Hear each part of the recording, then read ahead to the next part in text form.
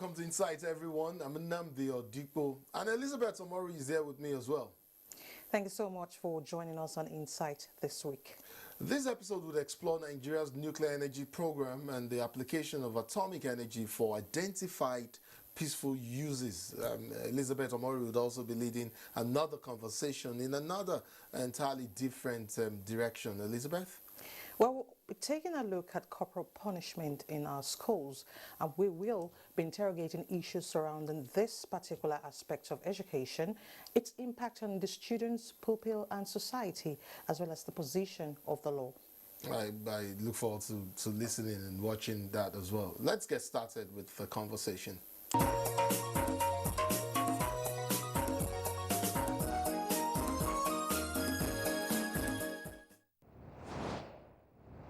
Incidentally, when people hear the word nuclear in relation to energy or power, it triggers fear. But that shouldn't necessarily be the case. Application of peaceful nuclear technology has been powering people's lives since the dawn of the nuclear age, more than half a century ago, as a matter of fact.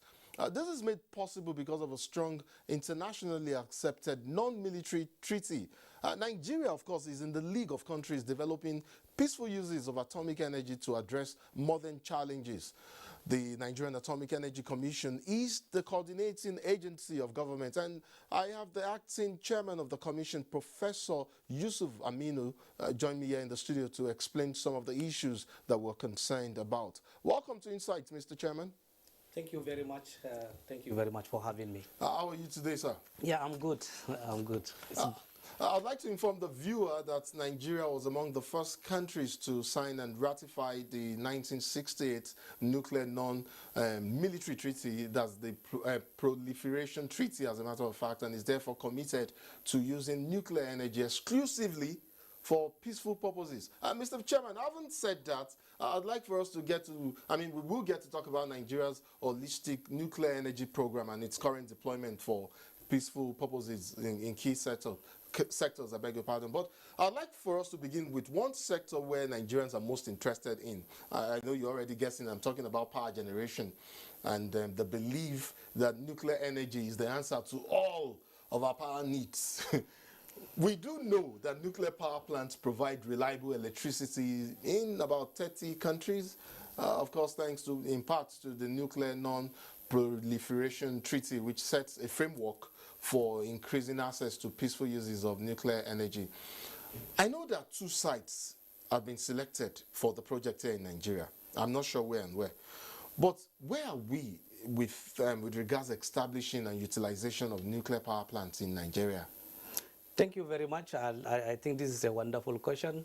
One thing I want Nigerians to understand is that all over the world, energy is a critical issue. In fact, it's a security issue that a country's development, technological advancement depends on the amount of energy its own people have.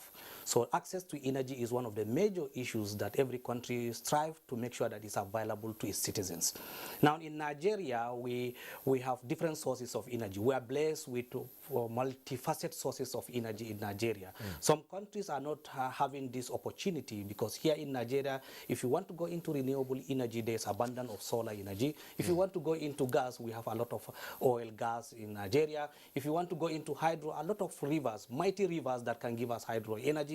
As well as if you want to go into nuclear also. Not only having the sources of nuclear in Nigeria, we also have abundant deposits of uranium in Nigeria and our neighboring countries. So this is a bless to Nigeria. But what we are saying in the Nigerian Atomic Energy Commission, which the federal government has established purposely for the purpose of promoting peaceful application of nuclear science and technology, for the purpose of developing the requisite manpower, the technology, and the resources that Nigeria can use in harnessing the potentials of nuclear energy. So coming to electricity generation with nuclear. Where we are, yes. electricity generation with nuclear is not a new technology. Ever since the time that the nuclear has been used for military purposes, United Nations has drawn the attention of the world that if we allow people to continue working on the military aspect of nuclear, then the world will go into catastrophe. So United Nations in all wisdom decide to create an umbrella body of the UN, which is called International Atomic Energy Agency, to regulate, to coordinate, and to monitor the use of nuclear energy, particularly in peaceful application for the development of humanity. So in that way, International Atomic Energy Agency is working with many member states, which Nigeria has now ratified and become a member. So by ratification, it means you have agreed that you use your nuclear for peaceful applications. There are nations, few nations who did not ratify the treaty, who are doing what we call the military aspect of the nuclear, but however, in the United Nations system, we have agreed that out of the treaty, we have agreed that every member country should come on board to make sure that at least military purposes for nuclear is de-emphasized and then peaceful development is emphasized.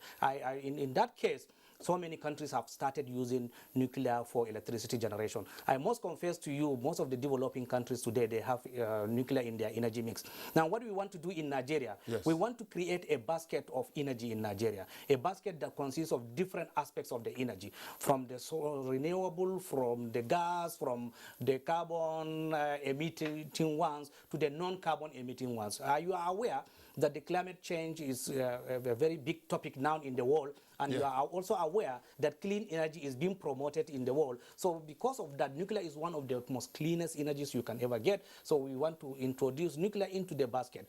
There are several advantages which I don't need to list here, but however, if you look at in the nuclear energy, it's a one-off. Initially, you will suffer, there's a lot of investments that you have to do in order to build nuclear facility, but at the long run, over 8 years, you will be using it, and then the cost will be reducing until you virtually get your energy as almost zero cost. So we want to introduce nuclear energy as part of the energy basket of Nigeria so that to complement other energy sources. Two quick questions there. Yes. Where are we with the program? Like, is it on course?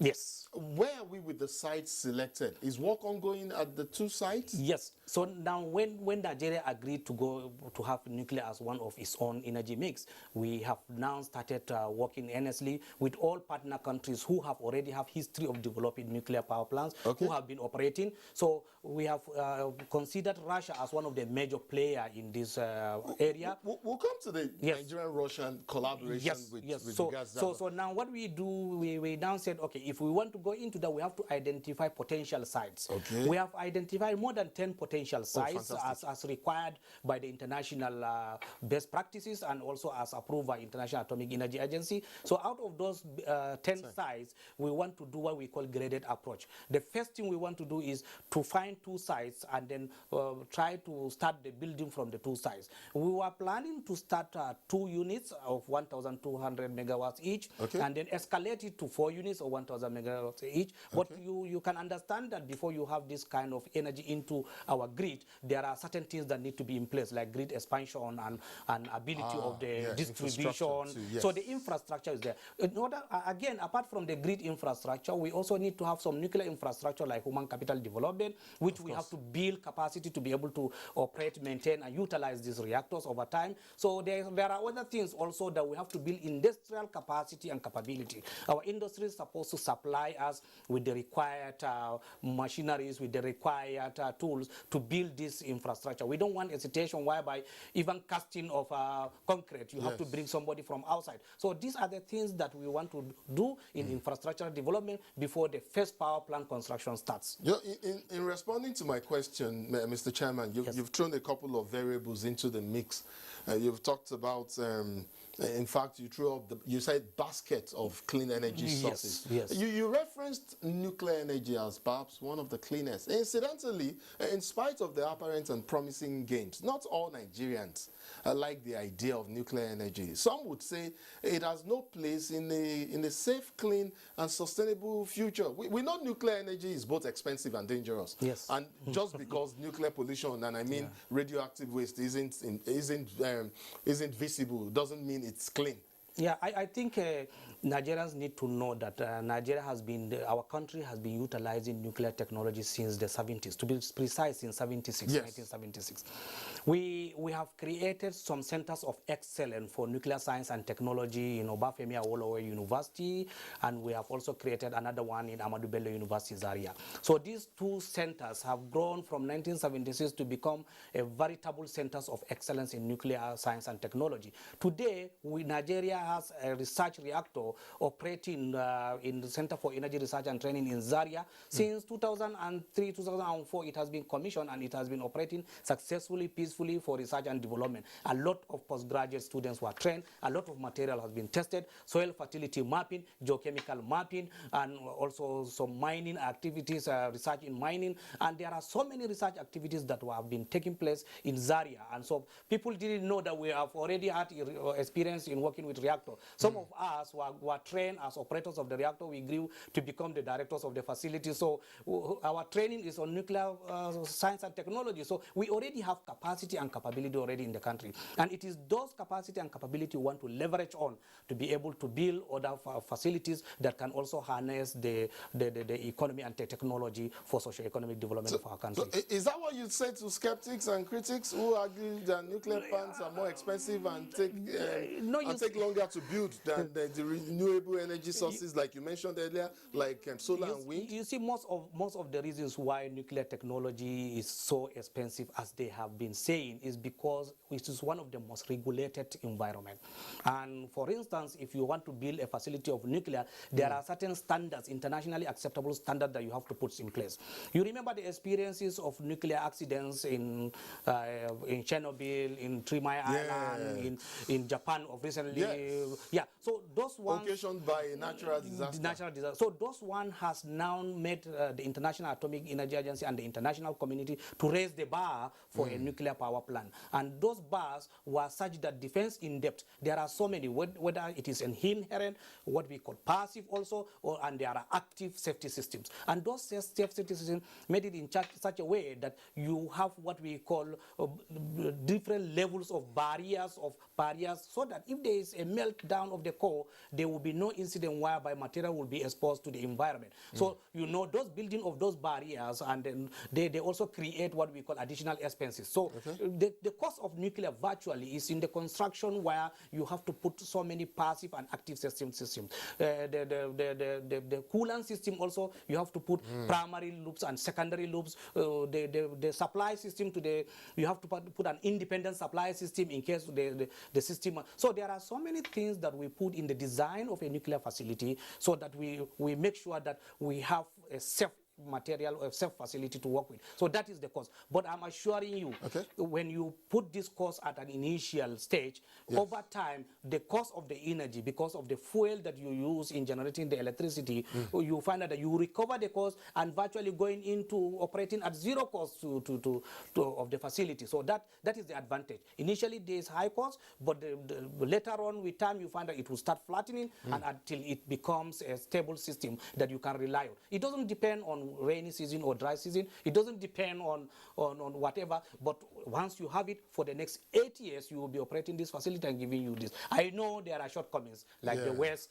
what will you do with the waste, like how will you we'll talk about waste management, but let me quickly take you on.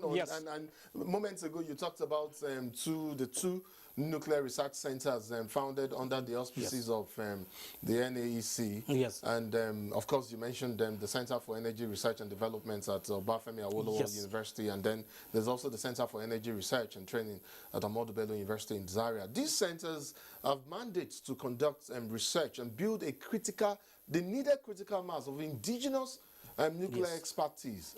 How, even though you talked about it, but that was very, superficial, I would say, how have they failed generally and specifically on this mandate? Yes, I think I have to congratulate these two centers. They have been trying very well, despite the lean resources and the budgeting process that are not giving them enough required budgetary allocation to be able to conduct that. But I must confess to you, today in Nigeria, anybody that calls himself a nuclear science or a nuclear engineer, he has one way or the other has interacted with these two centers. Okay. These two centers has become a breeding ground for our nuclear science and engineers, and it has produced thousands of people across the country, including myself that I'm seated here talking. So I'm from the Center for Energy Research and Training in Zaria. So this is a kind of an approach, a graded approach that in our own human capital infrastructure that we have done. But also, let me point out here that during the process of building this human capital development, there are essential facilities that were put in place in those centers to be able to use it in the training, in the research and development.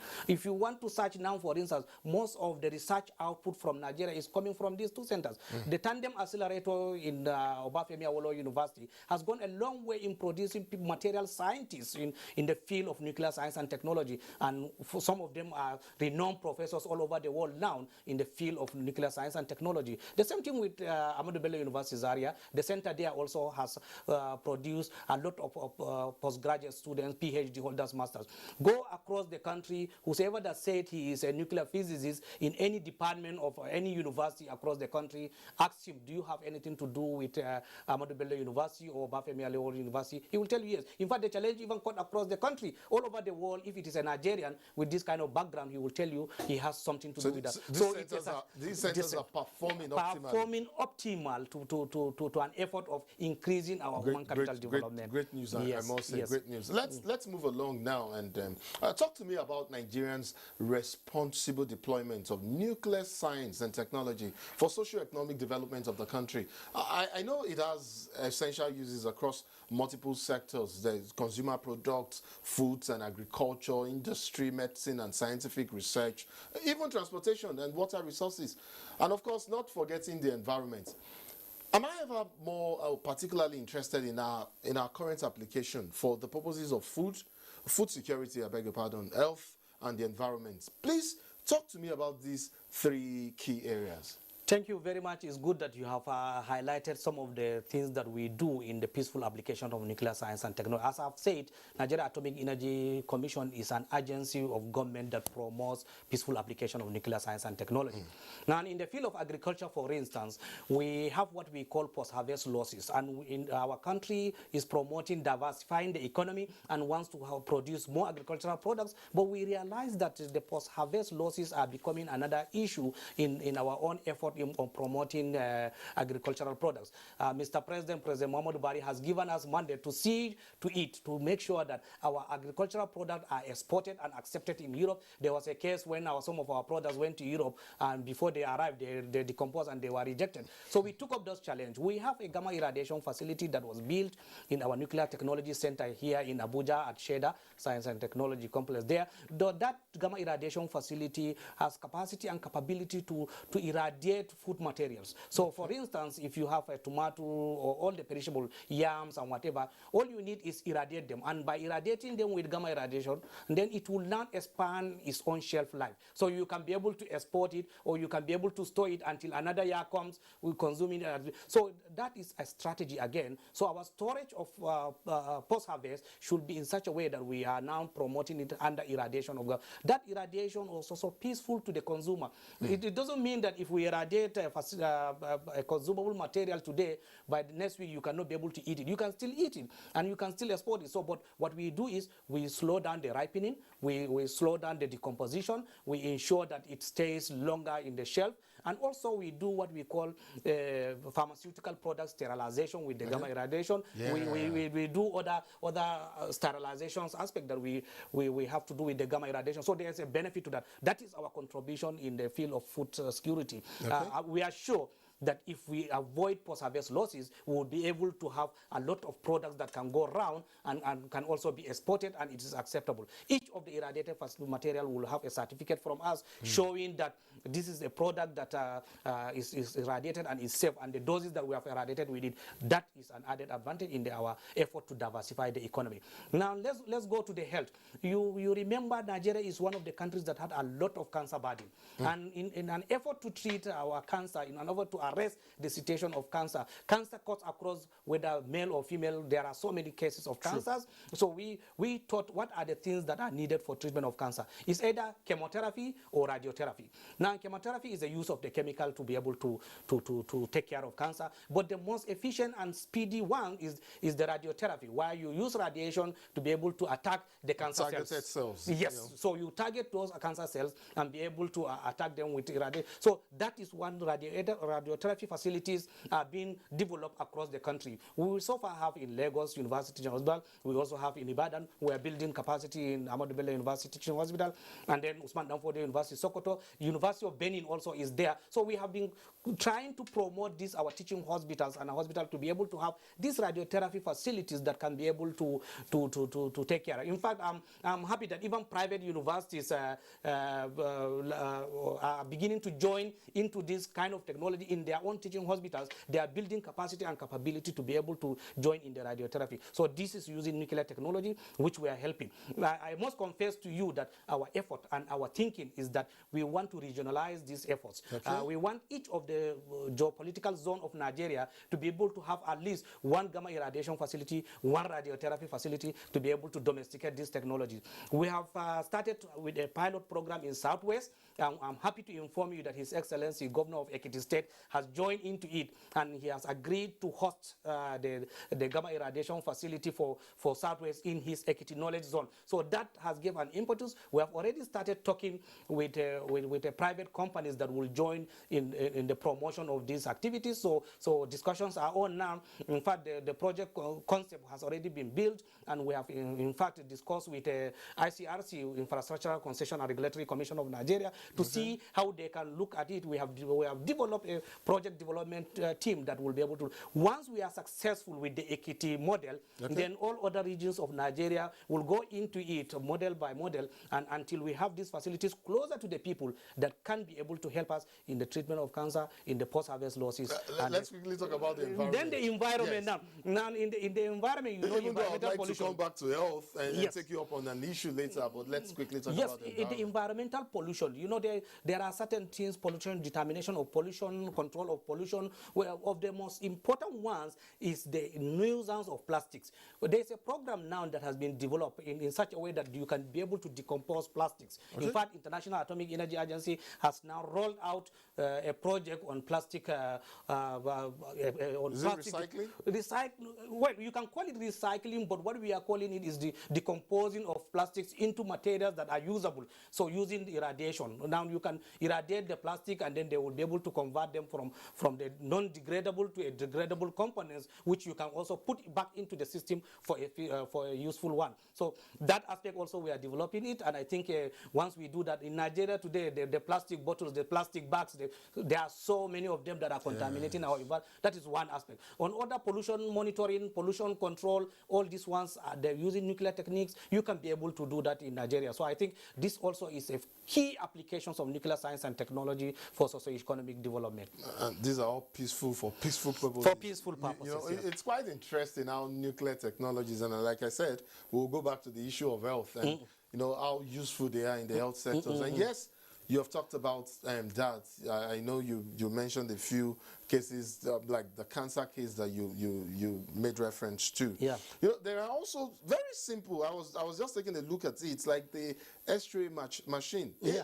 It uses the gamma rays, like you said, to target, to also show images inside of the body. But I'm thinking, how expansive can it be? Because I know in developing the Western clients, it's more expansive. How can we expand the usage of nuclear technologies in the health sector in a country like ours? You see, in Nigeria, apart from the oil and gas industry, health, medicine, medical applications are the second largest users of nuclear science and technology.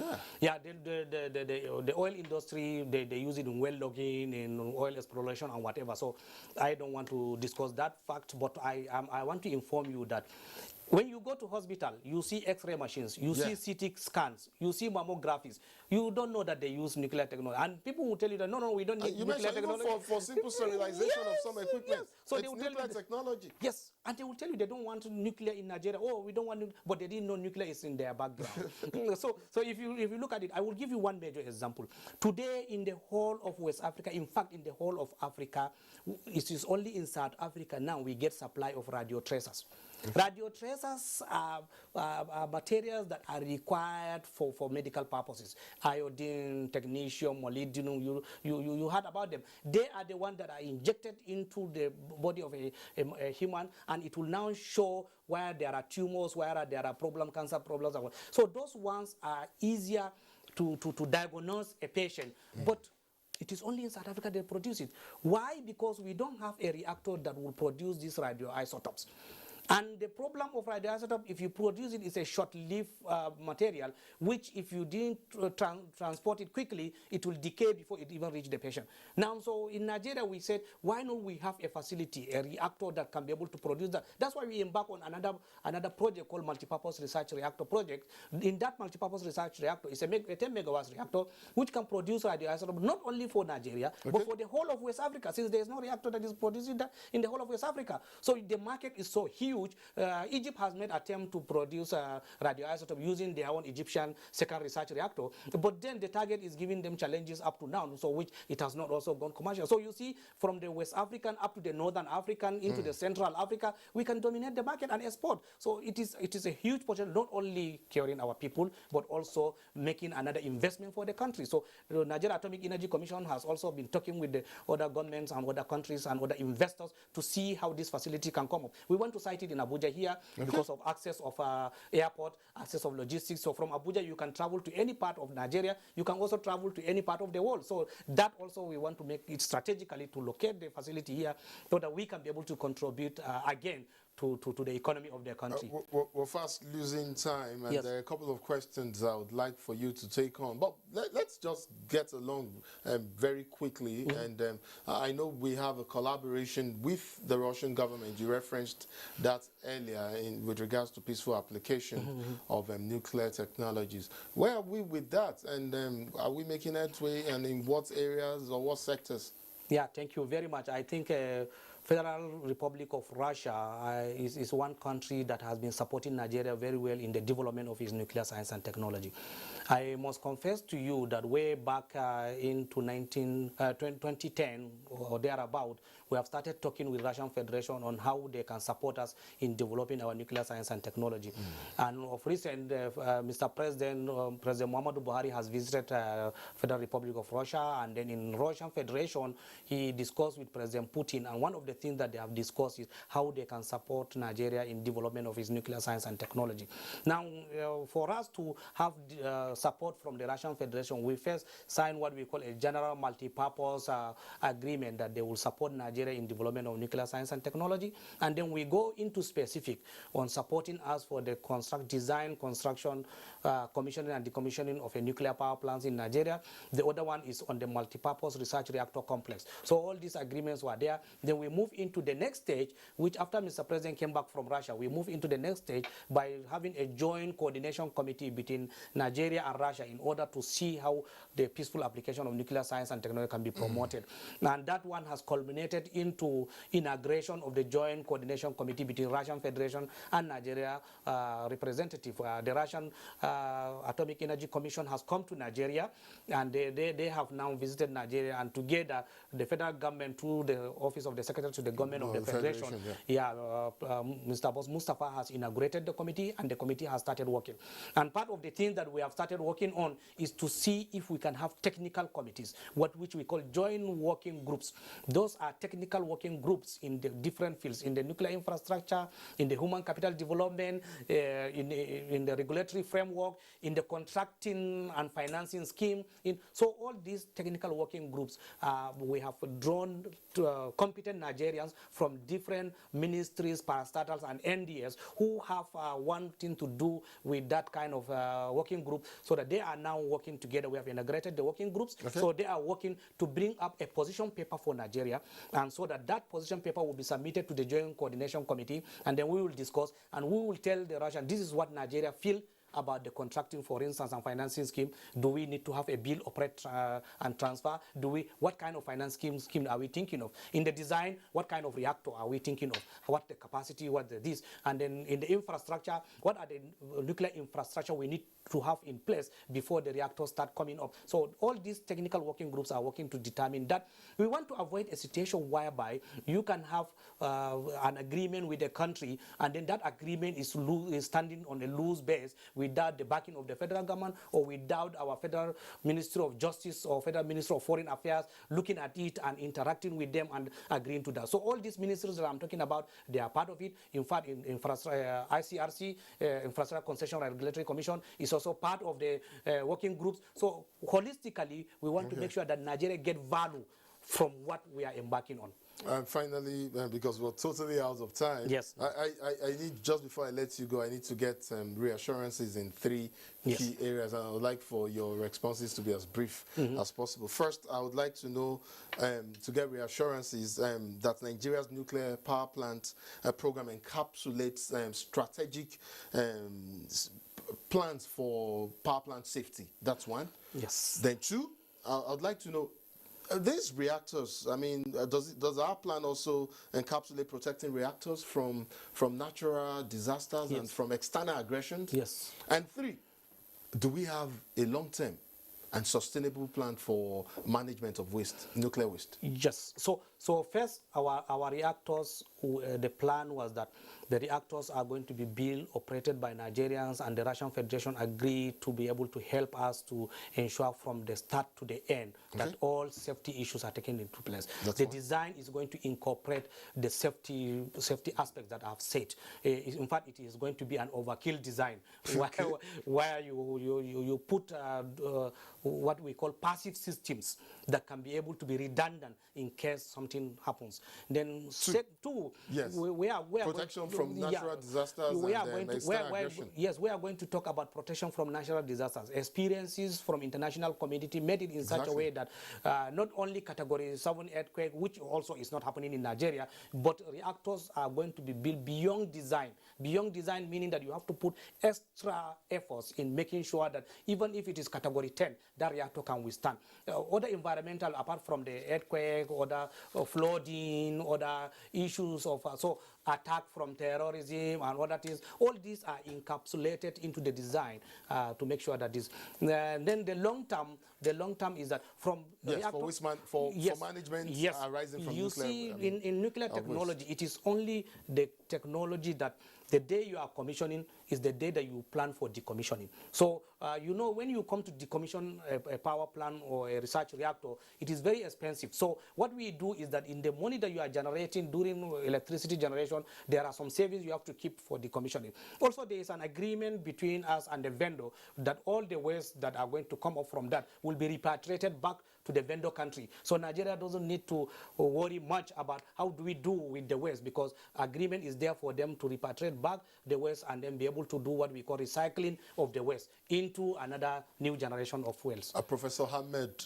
Yusuf Aminu, I want to thank you so much for, giving us insights on these issues. You've been quite a delight listening to. I'd like to thank you very much for coming on Insight. Thank you very much for hosting me. Thank you very much. I appreciate it. All right, up next is Elizabeth Omori. Parents, society, and teachers at different points contribute to the development of a child. To ensure that children adhere to expected standard and shun deviant behaviors, corporal punishment is often used to put them in line, what some parents or teachers call default setting. Psychologists believe there is a thin line between corporal punishment and child abuse. When corporal punishment fails in shaping the morals of a child, what happens? My guest Mrs. Olushola Bankole, the Chairman, National Association of Proprietors of Private School FCT Chapter, and Director, Bankers Private School, will enlighten us. Ma, it's nice to have you join us on Insights. Thank you very much. Corporal punishment, where do we draw the line? Yeah, just like you have said, it's there is a very thin line in between. But I think the major thing we need to do is to identify that rather than punish, we should begin to emphasize discipline. That's what helps me to differentiate. Punishment is always about inflicting pain. Or like I tell teachers, including my teachers, I tell them, it's not a do me, you do me, I do you kind of thing. Okay. When a child goes wrong, what the real thing we want to do is to correct and to help the child not do the wrong again. But you see, when you apply punishment, you are inflicting pain. But when it is discipline, from Christian point of view, I always look at it like this. Discipline is derived from disciple. So it's more about asking the child to follow you as a leader, to know that this is the way to go. So that's the way to differentiate between the two. Really? I'm still not convinced, but many say in countries, advanced countries, corporal punishment is not allowed. But there's the principle of sparing the rod and spoiling the child. The essence of discipline is not so the child can cry. And in some cases, we see some children that prepare themselves not to cry. And they get hardened. And then the effect of what you are looking for, you are not getting it. But when you are aiming towards redemptive discipline, you want the child to know that this you did wrong. That does not mean that in some cases that you may not have to hit, because I feel that there are cases like that. But when the aim is, there is this wrong, I want to correct it, and I want to, you will even be able to even reset your own mind, you that want to carry out the discipline, that my aim is to correct this whatever. It's not for the child to cry. There are children that telling them that, why did you do that? It's enough to break them down, and they promise, and many of them will fulfill their promise that I won't try that. Oh, mommy, I'm sorry, I won't do that again. Of course, the case of that girl, that boy that said, mommy, calm down now, comes to mind. You know that child is repentant in a way. I mean, it means that the child is aware. But if it is to hit the child, I'm sure that boy now, the calm down boy, will not try the thing that brought the problem that made the mom get angry with him again. Because on the long run, the mother turned it around to a matter of discipline. Of course, at some point, some people were very angry. You are exposing the boy or something. But I think the mom's sense of humor that she brought into it by recording the boy as he was doing the demonstration already broke her as a mother, and then the boy also was ready to adjust. So I looking at those two, you will see that there is a difference: discipline and punishment. Punishment don't always bring the result that you are looking for. Okay, I like the fact that you actually said inflicting pain is punishment, and instilling discipline is a different ball game. I need you to enlighten us. How do you instill discipline without punishing a child? And remember, there are different kinds of children with different behaviors. Which is why, let me give an instance. I encourage class teachers, or rather, as a matter of rule, class teachers cannot hit children. Okay. I have seen cases, because you see, at that point, what you see happen is that the teacher is angry at that point.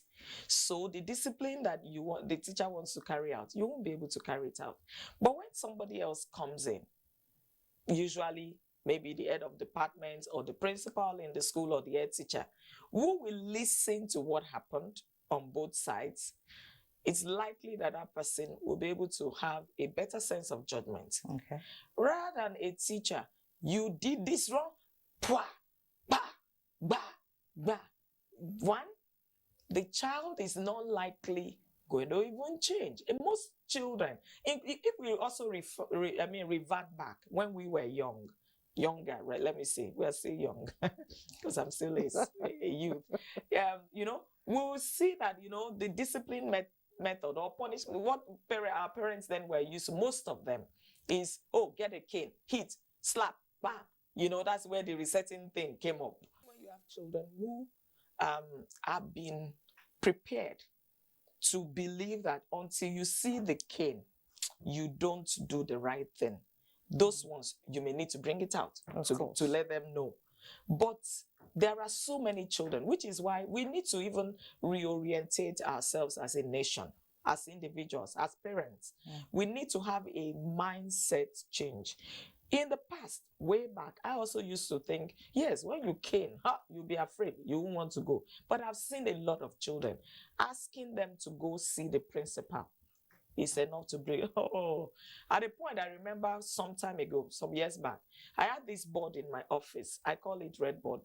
I announced what it is meant for and all of that. It was like my discipline board. The first boy whose name got on the board, the boy went home, wept and wept. The mother had to come to school that, what is it? And I told the mom, I didn't even touch your board. Simply, I said, write your name on the board, write your offense, and you know the consequence. You're not going to go out on break when others are going. That was it. And the boy felt, you know, even in the game of football, before you give red card, you should give a yellow card. Okay, I said, okay. Now I introduced yellow card in the school. Because I saw that boy was able to break the ranks in the discipline method I was trying to use. But what I'm driving at is, we should always be conscious that when it is punishment, we just want to inflict pain. And I know that at a point, I thought deep also about the Abraham Maslow's hierarchy of needs. If you know, and I tell everybody, parents, teachers, and everyone around me, or that care to listen, when we are talking about discipline of children, there are some things you can never use to discipline a child or to punish a child.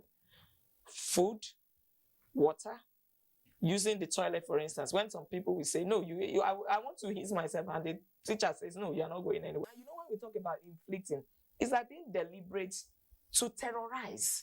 And so it becomes abuse from there. So we need to draw the line. Yeah. Particularly if we are able to study the difference between punishment and discipline. The point is, we need to make some things clear. What is the essence of what we are trying to do? We want a child corrected. We want a child not to do what we don't want the child to do. That inappropriate behavior, that inappropriate attitude, we want the child to stop it.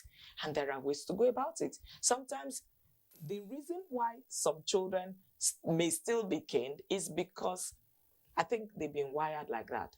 When you even use other methods, I know a child like that. When you use other methods, it doesn't work. But when you give him a 1 on his buttocks, it adjusts the child. But I really wish that the child is, but that's where the child is coming. But, you know, little by little, as we gradually move on. For now, there is no law against it in the school setting to say no. But I think some time ago in Lagos State, I think Lagos State brought that up at the point. They made, yes, I'm aware of that. It's corporal punishment became not acceptable in public, whether public or private schools in Lagos State. But generally in Nigeria for now, it's still not a law for us to, but generally we all can use our sense and do what is right. Do what is right. Mrs. Olushola Bankole, Director, Banki Private School, thank you so much for coming on Insights. You're welcome. It's a pleasure to be here. And just before we go, I'd like to take an excerpt from a previous interview with an environmental health officer, Dr. Solomon Nuhu Ayegun, on the environmental determinants of cholera in Nigeria. This is apt considering that cholera remains endemic in several states of the Federation. And of course, there is also the rallying call for improved hygiene in communities across the country. Let's bring you that interview. I would like to play back a pictorial that speaks to the causes and effects of cholera in an impacted community, and then we'll take up the conversation from there. Can we have that? This is quite sad. We've only played a small portion of the entire pictorial, but I'm sure that that this excerpt establishes the link between cholera and water, sanitation and hygiene. Would you like to draw the correlation between two or more of these risk factors for proper understanding, of course? Yeah. When we talk about cholera, it is a communicable disease in the first place. And it is characterized by diarrhea and vomiting taking place at the same time. And this is initiated by contraction of the bacteria called Vibrio cholerae. And many a times, this bacteria is ingested orally, that is, through drinking of contaminated water or a contaminated food. And again, sometimes it is also transmitted through contaminated food, because flies that perches on human feces carry this bacteria from the feces to the food or water that an individual drinks. And when it gets into the gastrointestinal tracts, they multiply into thousands and millions, and before you know it, the disease signs and symptoms begin to manifest. Well, I get the explanation. Yeah. It would seem that some of the most affected states currently in Nigeria, I mentioned there's Plateau, Bauchi, Gombe, Kano, Zamfara, Bayelsa, and Kaduna. Surprisingly, Abuja is also in the thick of the current outbreak. Yeah. For me, this is more fascinating, because in the past, well, still now, cholera is often perceived as a disease of poverty because several social risk factors play significant roles in its transmission. Localize the outbreak in Abuja, for instance, and give me your prognosis on the challenge. Actually, we cannot entirely say it is a disease of poverty, but we can say it's a sanitation-related disease. It's an excreta-related infection, and it is a disease that is majorly caused by poor hygiene and sanitation. That is, where human excreta is not properly disposed, is not properly buried. People carry out what we call open air defecation. And since this bacteria, Vibrio cholerae, is found inside the feces of an infected person, flies that are must have proliferated in the environment will perch on this excreta and then carry it long distances to places where food are not covered as well. That is why we say the right word is it is a disease associated with poor sanitation. So it is a sanitation-related infection. It is an excreta-related disease. But in a state like Abuja, where it's more of sanitation than the non-availability of say pipe-borne water, for instance. We know in rural communities, far-flung rural communities, those in the hinterland, perhaps the lack of some apparent amenities like pipe-borne water, and the fact that they have to go to a communal stream to fetch water that might easily get polluted is a high risk factor. Yeah. But then, in Abuja, one would expect Abuja has quite a sustainable management, sanitation management system in place, and yet we're seeing this play out here. Yeah. The reason is because, that is why I say it is also sanitation-related disease. The environment is not sanitary. The environment is not clean. And enough, you mean? Yes. Because one will consider Abuja maybe not the cleanest city or state in the country, but reasonably so, relatively clean. When you get to some of the markets, you see heaps of refuse. And this refuse, when rain falls, they proliferate. I mean, they putrefy. The refuse begin to decay, and this attract flies. And these flies can travel long distances. True. You know, from places where they practice open air defecation. Even this place that we may claim that it is a clean city, you know, there are places where people still carry out open air defecation. And the flies, as they perch on these feces, you know, morphologically, if you look at the structure of flies, the legs are having sticky parts, they're having hairy legs. So all these bacteria, the Vibrio cholerae, get attached to the hairy legs and sticky parts. And as it travels long distances, it perch on food, and the food become contaminated. And now, if one single person get infected, this makes the spreading of the disease very easy, because the disease is characterized by diarrhea and vomiting. So the vomitus and the excreta coming out of this individual contain the bacteria already. Flies will also perch on this excreta and then fly like that. So before you know it, the transmission become easy, and it will just be going like wildfire. Much as this is a public health issue, it's also an environmental health issue. Incidentally, it is proven that cholera is a preventable and treatable epidemic-prone disease. But there is something quite troubling about the trend of occurrence and the periods within which it has happened, that we have recorded outbreak, massive, huge outbreaks in Nigeria, whether it's in 1991, whether it's 2010, 2014. The last one before now was 2018. And, you know, what is noticeable about the trend and the cases is that they tend to increase with the onset of the rainy season. Why is that so? Yes, I talked about heaps of refuse. The heaps of refuse that are indiscriminate, you see lots of flies perching on them. And the decomposition of this refuse become easy during the rainy season. And again, flash flood carry feces in open air environment. You know, in places where they carry out open air defecation, it takes it to bodies of water. And if these bodies of water, where we are getting this water for drinking from, is not properly, is not properly treated, already the water is contaminated, and people consuming the water are easy. I mean, it becomes very easy to actually contract the infection. And this is it on this episode of the program. Do join us same time next week for more on Insights. My name is Nnamdi Odipo. And I'm Elizabeth Omori. Thank you so much for watching Insights.